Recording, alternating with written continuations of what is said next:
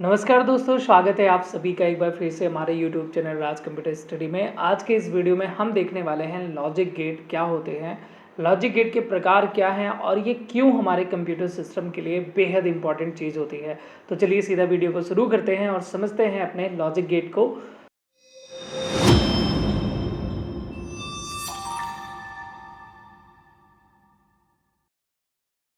तो हमारे सामने एक टॉपिक है सबसे पहला कि लॉजिक गेट क्या है।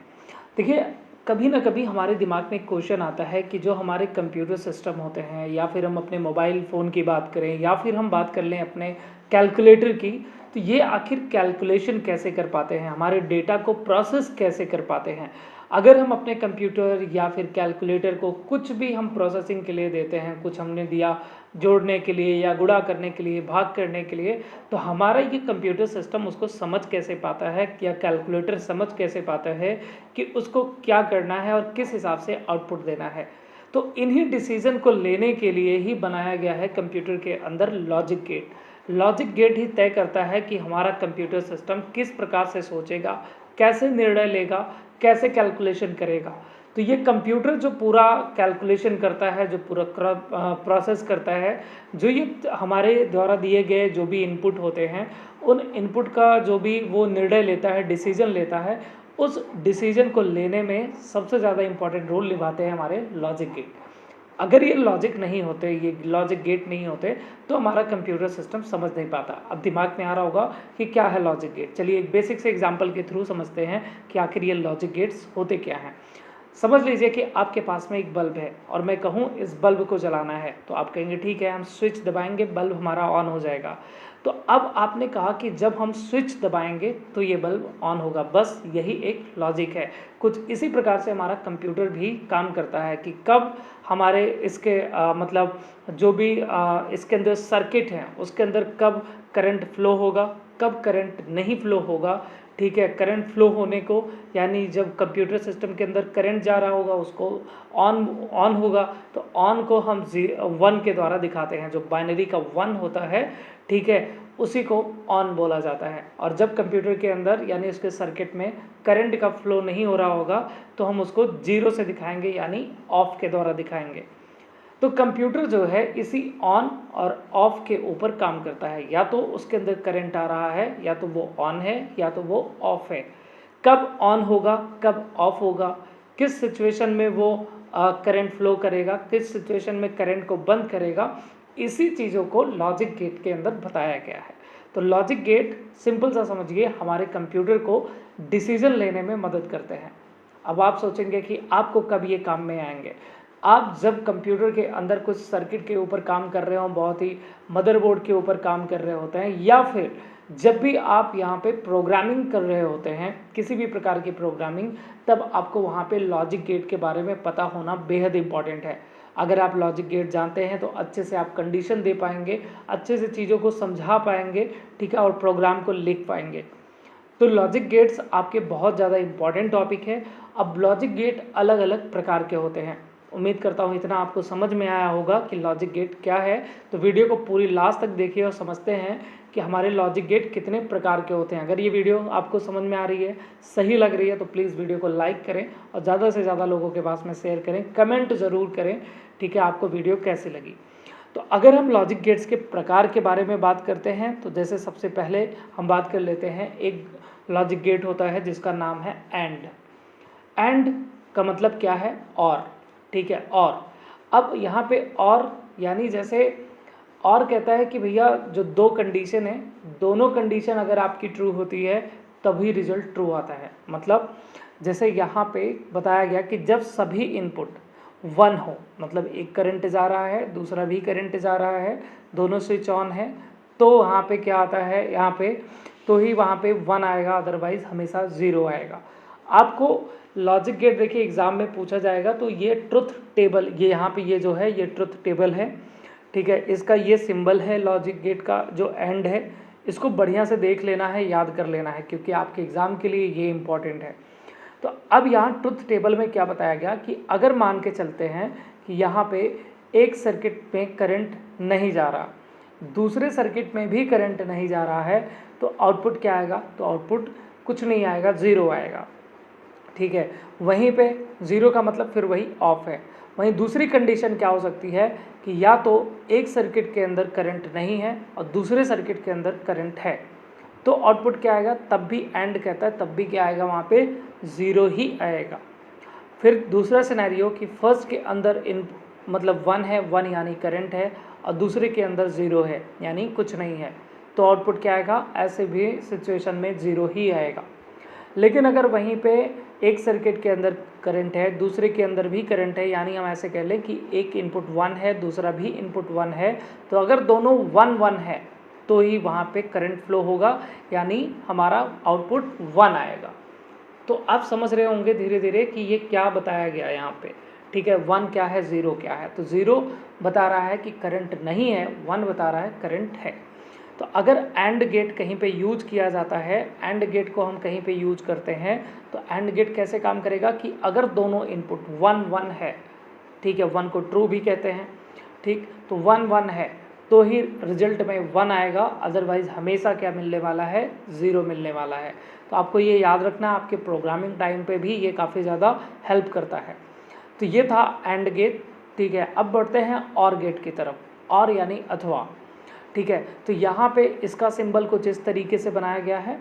अब इसमें भी क्या बोला गया कि भैया देखो, और कहता है कि दोनों में कंडीशन हमारी बराबर होनी चाहिए, मतलब 1 1 होनी चाहिए। और कहता है ऐसा नहीं है, दोनों में से कोई भी एक अगर हमें 1 मिल जाता है तो मैं क्या कर दूंगा, 1 दिखा दूंगा, अदरवाइज 0, ठीक है। तो अब यहाँ पे अगर मान के चलते हैं कि दोनों सर्किट में करंट नहीं है, यानी 0 0, करंट नहीं को मैं बार बार नहीं बोलूँगा, मैं 0 0 जब बोलूँगा तो आप समझ जाइएगा। तो मान के चलते हैं कि एक इनपुट 0 है, इनपुट 0 मतलब करंट नहीं है, ठीक है, दूसरा भी इनपुट 0 है, तो रिजल्ट क्या आएगा, 0 आएगा। वहीं अगला ट्रुथ टेबल में आप देखेंगे बताया गया है क्या कि अगर यहाँ एक में इनपुट 0 कर दें और दूसरे में इनपुट 1 कर दें, यानी एक में करंट नहीं और दूसरे में करंट डाल दें, तो क्या ये पास करेगा। तो ये कहता है भैया, अब हमने बताया ना कि यहाँ पे लिखा है ना कि कम से कम दोनों में से किसी एक में करंट फ्लो होना चाहिए, यानी 1 होना चाहिए। तो अगर एक 0 है दूसरा 1 है तो इनपुट क्या आएगा, 1 आएगा। वही पहला 1 है दूसरा 0 है तो तब भी इनपुट क्या आएगा, 1, क्योंकि एक में 1 होना ज़रूरी है। और अगला सिनेरियो क्या है कि इसमें भी 1 और यहाँ पे भी 1, तो आउटपुट क्या देगा, और तो और गेट कहता है तब भी हम 1 दे देंगे, ठीक है। यानी 0 0 दोनों में नहीं होना चाहिए, बाकी हर सिचुएशन में ये 1 रिटर्न करेगा। आगे आते हैं, आगे यहाँ पे है नॉट गेट। नॉट गेट उल्टा कर देता है, ठीक है, यानी क्या लिखा है, यह केवल एक इनपुट लेता है और उसे उल्टा कर देगा। यानी यहाँ पे कुछ इस तरीके से, अगर इनपुट 0 है तो रिजल्ट 1, अगर इनपुट 1 है तो रिजल्ट 0। समझ गए। तो ये सर्किट कुछ इस तरीके से बनेगी, ऐसा है कुछ, ठीक है। इसका ये यहाँ पे फिगर भी है, आपको फिगर याद रखना है। कई बार एग्ज़ाम में इस तरीके से फिगर दे देते हैं, कुछ पूछा जाता है कि इसमें से नॉट गेट कौन सा है, एंड गेट कौन सा है, ठीक है, तो आपको ये बताना है। तो एंड नॉट गेट हमेशा उल्टा रिजल्ट देगा, 0 को 1 में और 1 को 0 में ये बदल देता है। आगे चलते हैं, आगे है NAND gate. NAND gate 2 gate से मिलके बना है, नॉट प्लस एंड। ये क्या कहता है कि नैंड गेट जो मतलब एंड गेट का उल्टा, ठीक है, एंड गेट का उल्टा, सभी इनपुट 1 हो तो 0, बाकी पे 1। मतलब अगर दोनों सिचुएशन जैसे 1 1 आ गया था एंड में तो 1 आ रहा था, बट ये क्या कह रहा है कि अगर 1 1 हो गया तो 0 कर दूंगा मैं, ठीक है। तो यहाँ पे कहता है कि बाकी 1 1 नहीं होना चाहिए, बाकी हर सिचुएशन में ये क्या कर देगा। देखो होता क्या है, 0 है 0 है, ठीक है, ये एंड है और यहाँ पे ये आगे जो 0 सा बना हुआ है तो ये नॉट को दिखा रहा है, नॉट ऑपरेटर उल्टा करता है। तो यहाँ पे अगर करंट 0 है, यहाँ पे 0 है, लेकिन जब यहाँ पे आगे इनपुट जाएगा तो ये उसको 1 में कन्वर्ट कर देगा, ठीक है, 1 में। यहाँ पे भी आप देख सकते हैं ट्रुथ टेबल में दूसरा सिनेरियो। एंड कह रहा था कि अगर एक में 0 एक में 1 है तो आउटपुट मैं क्या दूंगा, 0 दूंगा, बट यहाँ पे नॉट है तो उस 0 को वापस कन्वर्ट कर देगा किस में, 1 में। अगला है सिनेरियो एंड का, क्या था कि अगर पहला 1 है इनपुट, दूसरा इनपुट 0 है, तो ये 0 दे रहा था, बट अगर 0 को नॉट क्या कर देगा, आगे 1 में कन्वर्ट कर देगा। फिर यहाँ पे आगे आते हैं तो एक सिनेरियो एंड का ये था कि अगर एक में इनपुट 1 है, दूसरे में भी इनपुट 1 है, तो आउटपुट 1 आ रहा था, लेकिन नॉट लगा है तो नॉट इसको 0 में कन्वर्ट कर देगा। तो इस तरीके से यहाँ पे चीज़ें बदल जा रही हैं, ठीक है, उल्टा हो जा रहा है बिल्कुल। एंड ऑपरेटर का उल्टा कर देना आउटपुट, तो ये बन जाएगा आपका नैंड ऑपरेटर, ठीक है। आगे बढ़ते हैं, नॉर को समझते हैं कि नॉर ऑपरेटर कब 1 और कब 0 रिटर्न करेगा। तो यहाँ पे देखिए ये क्या कह रहा है कि और का उल्टा, जैसे अब तक एंड का उल्टा कर रहे थे, अब और का उल्टा कर देना है। लिखा है कोई भी इनपुट 1 हो तो आउटपुट 0 वरना 1। यानी अगर यहाँ पे हमने देखा था और में कि 0 है तो रिजल्ट 0 आ रहा था, बट यहाँ पे नॉर है, ठीक है, तो ये आगे मतलब नॉट लगा हुआ, तो ये किस में कर देगा, 1 में कर देगा। एक सिनेरियो हमने देखा था यहाँ पे कि यहाँ पे 0 और यहाँ पे 1 था, तो यहाँ पे रिजल्ट क्या आ रहा था, 1 आ रहा था, लेकिन ये क्या कहता है कि भैया हम 0 कर देंगे। तो यहाँ नॉर में अब क्या है कि 0 0 होने पे ही 1 आएगा, अदरवाइज हर सिचुएशन में 0 0 0 आने वाला है, ठीक है। अगर आपको नॉर, आपको देखो एंड, नॉट और फिर और, ये 3 ऑपरेटर आपको अच्छे से समझना है। अगर ये तीनों समझ में आगे बढ़िया से, तो आप नैंड समझ सकते हैं। नैंड एंड का ही उल्टा रिजल्ट देता है, नॉर आपका और का उल्टा रिजल्ट देता है। ये नॉर और प्लस और ऑपरेटर से मिलके बना है, ठीक है। आगे अगर हम समझे यहाँ पे एक्स और ऑपरेटर, ठीक है, एक्स और गेट जो है ये क्या काम करता है, ये लिखा है कि जब इनपुट अलग हो, यानी 0 और 1, तभी आउटपुट 1 देता है। यानी यहाँ पे अलग, जैसे 0 0 है तो 0 आएगा, ठीक है। अब यहाँ पे 1 0 1 1 दोनों इनपुट अलग अलग हो गए तो रिजल्ट 1 आने वाला है। अगर यहाँ पे मान लीजिए 1 1 1 0 फिर अलग हो गया, तो फिर आउटपुट क्या आएगा, यहाँ पे 1 आएगा। लेकिन अगर दोनों 1 1 हो गए, यानी इनपुट दोनों सेम हो गए, एक सिनेरियो 0 0 था तब भी इनपुट सेम हो रहा था तो रिजल्ट 0, दूसरा सिनेरियो एक ऐसा है कि 1 1 हो रहा है सेम सेम, तब भी रिजल्ट 0। सेम नहीं होना चाहिए, सेम होने पे 0, और अगर सेम नहीं है, डिफरेंट है, तो रिजल्ट 1 आएगा। यह है आपका एक्स और ऑपरेटर, ठीक है। आगे है आपका x nor operator. X nor operator कहता है कि भैया इनपुट दोनों सेम होने चाहिए, ठीक है। सॉरी, यहाँ पे लिखा है एक्स और का उल्टा, जब इनपुट सेम हो तो आउटपुट 1 देता है, ठीक है। तो यहाँ पे बिल्कुल सही है। अगर यहाँ पे 0 0 है तो आउटपुट 1, और 1 0 1 1 है, ठीक है, तब भी ये डिफरेंट हो गया, तो यहाँ पे आउटपुट क्या आने वाला है, 0। अगर 1 1 1 0 हुआ तो आउटपुट क्या आएगा, चूँकि ये डिफरेंट है तो 0 आएगा। और अगर एक 1 दूसरा 1 भी इनपुट हो गया तो आउटपुट क्या आएगा, 1 आएगा। बिल्कुल सेम सेम होने पर आउटपुट 1 देगा, ठीक है, चाहे 0 0 हो चाहे 1 1 हो तो आउटपुट 1 आएगा, अदरवाइज डिफरेंट होने पे 0 आउटपुट देगा। ये था आपका एक्स नॉर ऑपरेटर, ठीक है। तो ये कुछ ऑपरेटर के प्रकार थे जो मैंने आपको समझा दिया। अब यहाँ पे बताया गया है लॉजिक गेट्स की कंप्यूटर में भूमिका क्या है। तो सभी डिजिटल डिवाइस का बेस, यानी कंप्यूटर, मोबाइल, कैलकुलेटर, घड़ी आदि, इन सभी में लॉजिक गेट यूज किए जाते हैं, ठीक है। निर्णय लेने में ये सहायक होते हैं। इन्हीं के द्वारा कंप्यूटर तय कर पाता है कि हमें क्या चीज़ कैसे प्रोसेस करनी है, क्या रिजल्ट दिखाना है, ठीक है। मेमोरी और प्रोसेसर का एक हिस्सा है। हमारे लॉजिक जो सीपीयू प्रोसेस करते हैं, हमारे जो रैम जो डेटा को इधर उधर भेजते रहते हैं, स्टोर करते हैं टेम्परेरी रूप में, ठीक है। तो इनको ये लॉजिक गेट के द्वारा ही संभव हो पाता है, ठीक है। सभी ऑपरेशन लॉजिक गेट से ही नियंत्रित होते हैं, ठीक। तो यहाँ पे लॉजिक गेट्स जो है ये काफ़ी इंपॉर्टेंट है। आपको अगर कंप्यूटर को अच्छे से समझना है तो लॉजिक गेट भी समझना पड़ेगा। आपको प्रोग्रामिंग अच्छे से करनी है तो लॉजिक गेट आपको अच्छे से समझना पड़ेगा, ठीक है, क्योंकि ये बहुत ही इम्पॉर्टेंट चीज़ है। अब आगे समझ लेते हैं कॉम्प्लीमेंट क्या होता है कंप्यूटर के अंदर। कॉम्प्लीमेंट का यहाँ पे मतलब है उल्टा, जो रिजल्ट है उसका उल्टा कर देना है। यानी यहाँ पे डिजिटल लॉजिक देखो, सॉरी यहाँ पे, ठीक है, डिजिटल लॉजिक और कंप्यूटर में कॉम्प्लीमेंट का जो उपयोग है, बाइनरी अंक यानी 0 और 1 को उल्टा दिखाना। इसकी 2 कैटेगरी होती है, एक वंस कॉम्प्लीमेंट, एक टूस कॉम्प्लीमेंट। देखिए मैं लेके चलता हूँ। अब वंस कॉम्प्लीमेंट में क्या होगा, बस एक बार उल्टा कर दिया जाएगा, यानी जैसे नॉट ऑपरेटर था बिल्कुल वैसे ही। 0 का 1 में, 1 का 0 में, ये हुआ वंस कॉम्प्लीमेंट। यानी अगर कोई रिजल्ट है 1 0 तो इसको किस में कन्वर्ट कर देगा, 1 को 0 में और 0 को 1 में, ठीक है।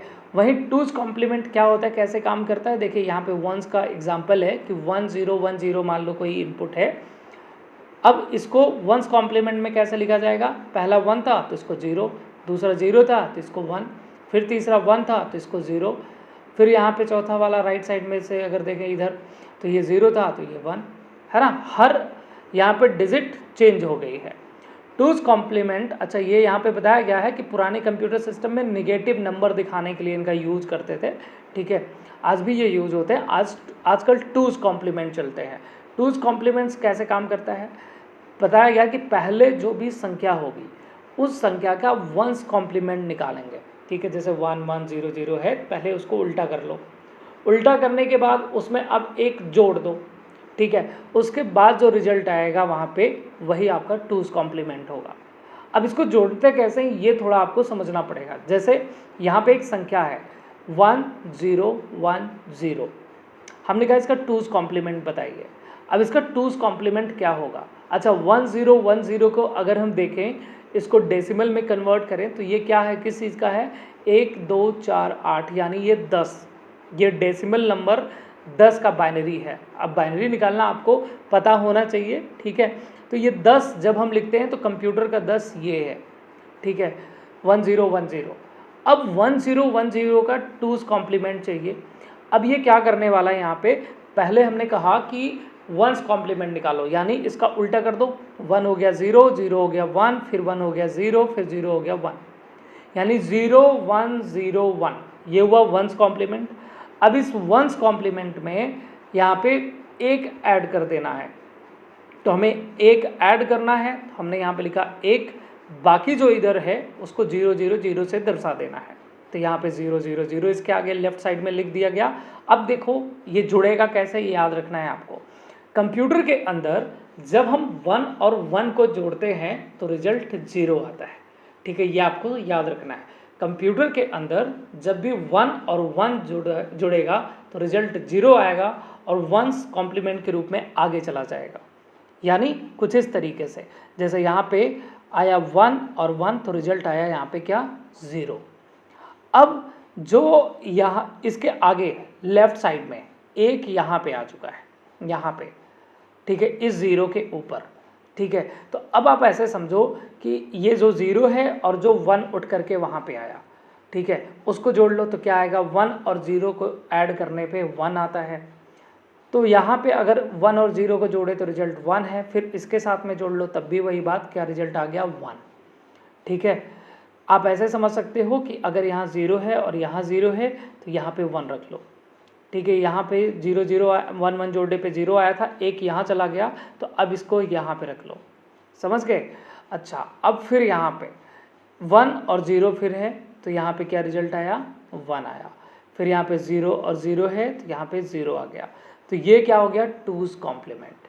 पहले वंस कॉम्प्लीमेंट निकला, फिर उसमें एक ऐड किया गया, ऐड करने पे 1 1 जब भी ऐड करेंगे तो रिजल्ट 0, एक आगे की तरफ बढ़ जाता है, ठीक है, फिर अगली संख्या से जुड़ता है, ठीक।